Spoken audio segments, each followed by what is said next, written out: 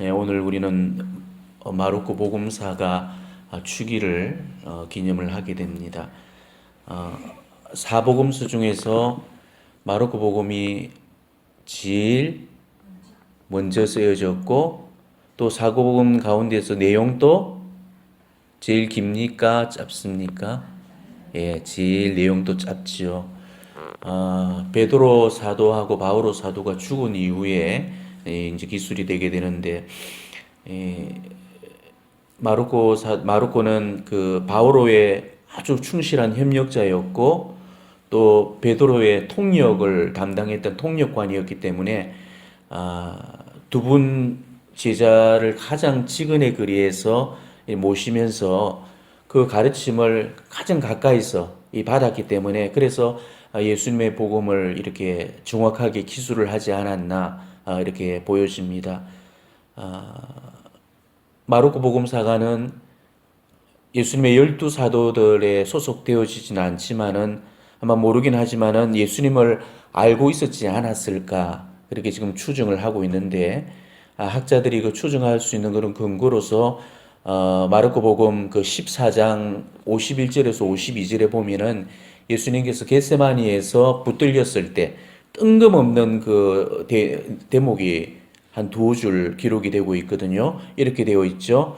어떤 젊은이가 알몸에 아마포만 두른 채 그분을 따라갔다. 사람들이 그를 붙잡자 그는 아마포를 버리고 알몸으로 달아났다. 예. 이게 예수님을 알고 있었다는 그런 결정적인 증거로서 학자들이 제시를 하고 있습니다. 마르코가 지금 이 기사를 전하는 이유는 바로 이 젊은이가 바로 마르코 자신이었기 때문에, 자기 반성의 그런 차원에서 그런 언급을 남겼다는 것이죠. 충분히 설득이 있는 그런 말씀일 겁니다. 마르코는 우리가 복음 안에서 신약 성경 안에서 대략 한 10번 정도 언급이 되고 있는데, 그냥 마르코라고 안 나오죠. 항상 요한이라고 불리는 마르코 이렇게 나옵니다. 그래서 요한 마르코라고 불려지는데, 요한이라는 이 이름은 말 그대로 히브리식 이름이고, 마르코는 그리스 로마식 이름이었죠. 그 당시에 이제 베드로라든지 뭐 바오로라든지 누구든 간에 다들 유대식 이름을 가지고 있었고, 또 그리스 로마식 이름을 다 가지고 있었죠. 그래서 바오로도 뭐였습니까? 사울이었고, 베드로도 시몬이었고, 뭐 그다음에 세리 마테오도 레위였고, 다 이런 어떤 이름들을 두 가지 이름을 다 이렇게 병용해서 그 당시에 이렇게 사용이 되었습니다. 그래서 마르코도 이제 원래는 요한이지만은 마르코라는 이름을 해서 요한 마르코 이렇게 불려지는 겁니다. 이 마르코에 관해서는 우리 교회에 알려진 그 전성이 별로 없어요. 거의 대부분이 이 신약 성경에 나와 있는, 특히나 서간에 나와 있는 그 내용들을, 그 기록이 전부기 때문에 그 기록을 토대로 해서 우리가 마르코 그 복음사가에 대해서 그 어떤 정보를 얻을 수가 있습니다. 아주 중요한 단서가 되고 있는 그 기록이 사도행전 12장 12절에 보면은 이런 말씀이 나와요. 이러한 사실을 깨달은 베드로는 마르코라고 하는 요한의 어머니 마리아의 집으로 갔다. 거기에는 많은 사람들이 모여 기도하고 있었다. 자, 베드로가 옥에 갇혀서 천사의 도움으로 감옥에서 풀려나게 되죠. 풀려나자마자 바로 요한 마르코의 어머니의 집, 요한 마르코의 집으로 달려갔다는 그 대목입니다. 우리가 이 사실로 미뤄봐서 몇 가지 알 수 있는 것은, 마르코 어머니의 이름이 마리아였다는 것, 그리고 예루살렘에 거주했다는 것, 그리고 이 집이 이제 초기 그리스도교 공동체의 집회 장소로 쓰여졌다는 것, 우리가 적어도 이 세 가지 사실은 알 수가 있다는 거죠. 그래서 이 때문에 성서학자들은 이 최후의 만찬이 이루어졌던 그 집도 바로 이 요한 마르코 집의 다락방이었다고 그렇게 지금 보고 있습니다. 그리고 지금 많은 신자들이 모여서 이 빵을 떼내주는 그런 예식들, 또 기도를 그 집에서 계속 바쳤다는 그런 점으로 봐서 이 집이 아마 그냥 보통 좁은 집에서는 그런 예식들을 거행할 수가 없거든. 꽤나 이렇게 넓은 그런 저택을 소유하고 있는 그런 집이었고, 또 베드로가 무덤에서 거기서 감옥에서 나와가지고 달려갔을 때 그 집의 문을 두드렸을 때 주인이 나온 게 아니고 하녀가 나왔잖아요, 그죠? 그런 정황으로 우리가 미루어 봤을 때는 굉장히 잘 사는 그런 어떤 집이었고, 그 요한 마르코의 어머니 이름만 이렇게 그 나오고 있는 그런 점으로 봐서는 아마 아버지는 벌써 죽었던, 그러니까 어머니 마리아는 과부가 아니었을까, 그렇게 신학자들이 지금 추정을 하고 있습니다.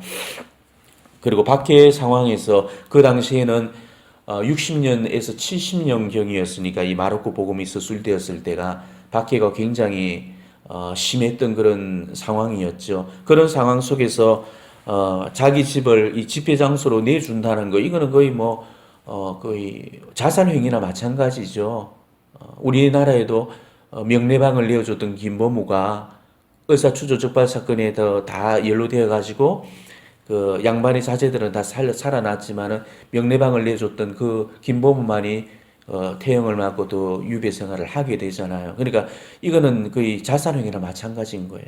근데 자기 집을 이렇게 내어줬다는 거, 우리가 그 사실만 미뤄보더라도 요한 마르코의 어머니의 이 마리아의 신심이 어느 정도인가 우리가 아마 추정을 해볼 수 있을 겁니다. 그런 어머니 곁에서, 어머니 세라에서 착실하게 그리스도교 신앙을 공부하고 배우면서 신심 깊은 그런 사람으로 이 요한 마르코가 성장을 했다는 것이죠. 아마 그렇기 때문에 베드로가 이 또 천사의 그런 도움으로 감옥에서 풀려났을 때도 제일 먼저 이 마르코의 집으로 이렇게 달려갔을 겁니다. 신심도 깊었고, 그렇기 때문에 가장 편안하게, 그리고 가깝고 만만하게 그 집으로 이렇게 달려갈 수 있었을 거예요. 전승에 의하면은 마르코와 그 어머니가 베드로한테 세례를 받았다고 그렇게 합니다. 베드로가 성령 강림을 체험하고 바로 그날 사람들에게 설교를 하고 3,000명이 회개를 하게 되고 세례를 받아들이게 되죠. 그렇게 그 3,000명 가운데 이 두 분이 거기에 이제 소속되어 있다라고 우리 교회 전승이 지금 이야기를 하고 있습니다. 그러니까 오늘날로 따지면은 베드로하고 요한 마르코의 관계는 어떤 관계죠? 영세 신부죠. 그죠?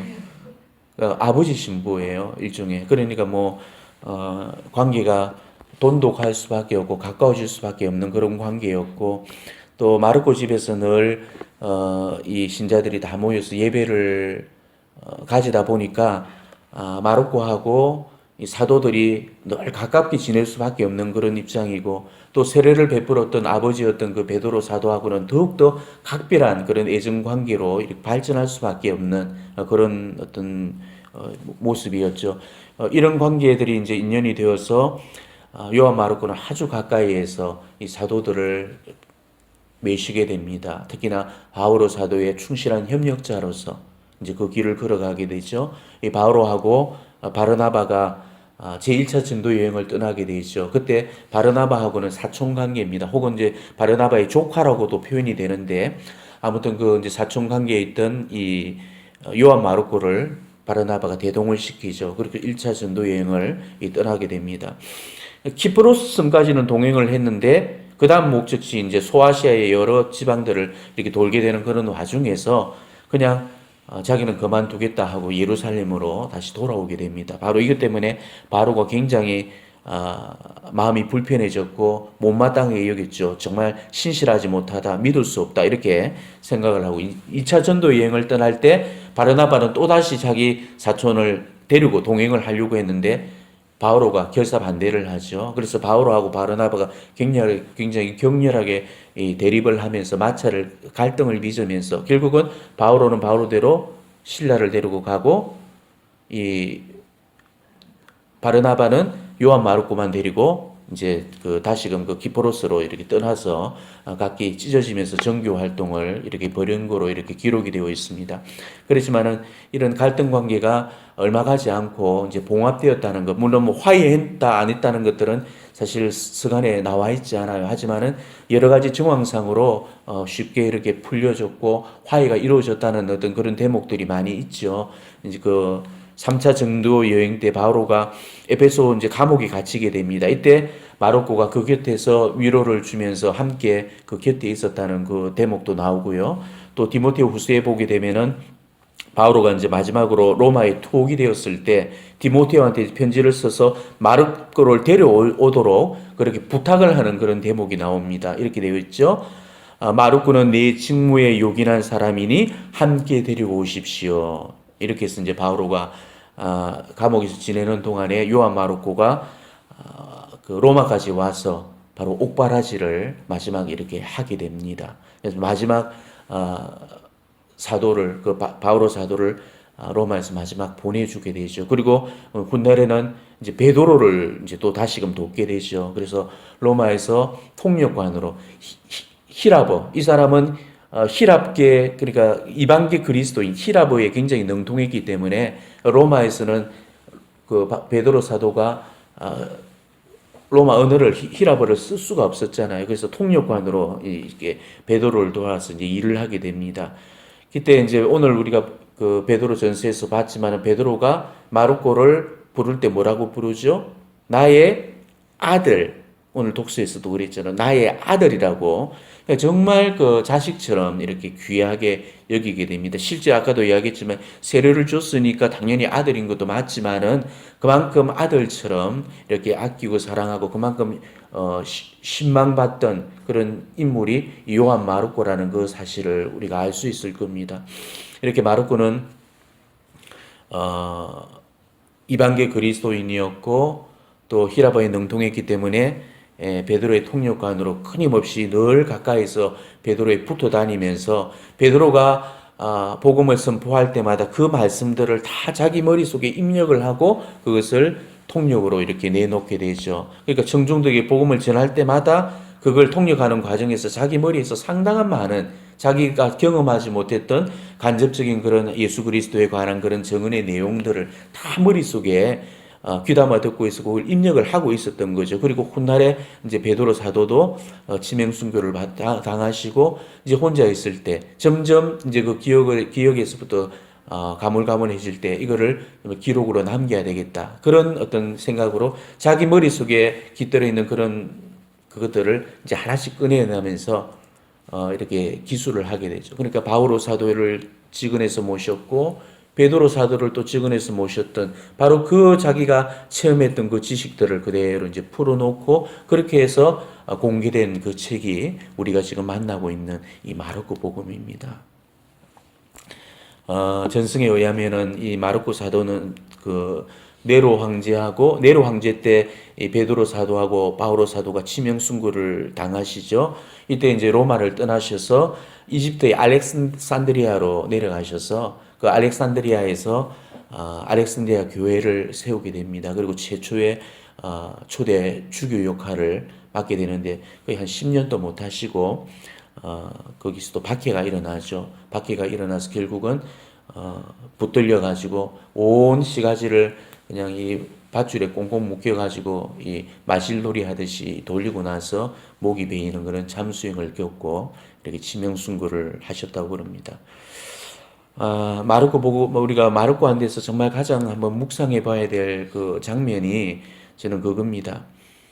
1차 전도 여행 때 이 마르코가 바르나바하고 이 바울하고 함께 동행을 하면서 얼마 동안은 함께 동고동락을 하면서 정말 전도를 하다가 무슨 이유 때문인지 몰라도 고향으로 돌아가겠다고 그랬어요.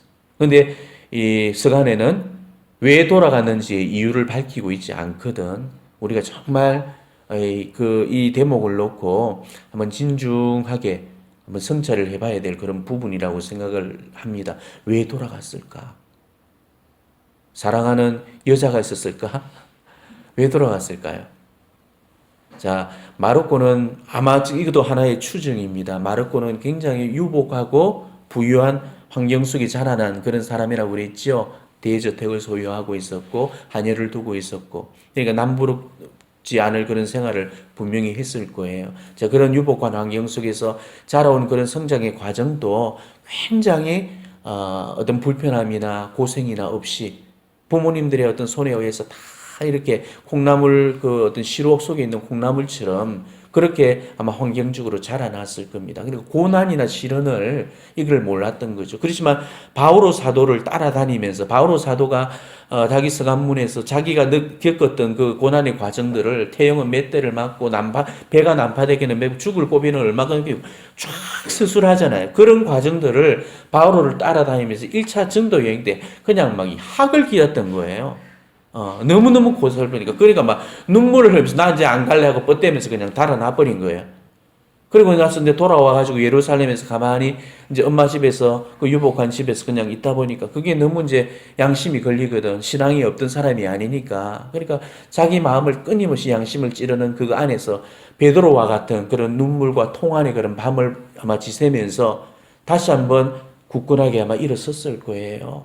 그러니까 자기한테서는 그런 연약함이 분명히 사도로서 있었어. 사도로서의 그 길을 따를 수 없는 그런 결격 사유들. 그래서 마르코 복음에서 정언했듯이 아마포를 입고 나서 그 알몸으로 그 예수님을 따라갔던 다른 사람 제자들은 다 도망튀겼던 그 상황에서 뭔가 그래도 예수님을 따르고 싶은 그런 열망으로 따랐지만은 그 병사들이 붙들려고 하니까 놀래가지고 그 지금 입고 있던 아마포 그 얼마나 귀한 거예요. 자기의 어떤 신분을 드러내는 그거까지도 벗고 알몸으로 완전 달아날 정도의 그렇게 허약한 사람이었습니다.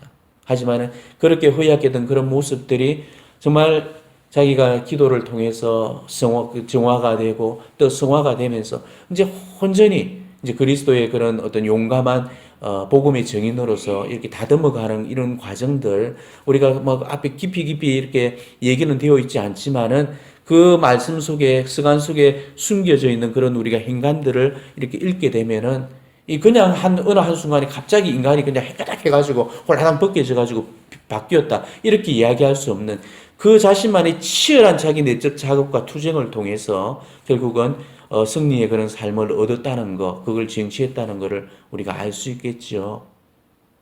이 마르코가 이야기하는 이 대목에서 이야기하는 게 결국 뭐겠습니까? 자빠지는 게 죄가 아니라는 거죠. 자빠지는 게 절대 죄가 아닙니다. 우리는 허약하기 때문에 우리는 하루에도 수십 번을 자빠집니다. 어제도 자빠졌지만 오늘도 자빠질 거고 내일도 또 죄 앞에 자빠질 거거든.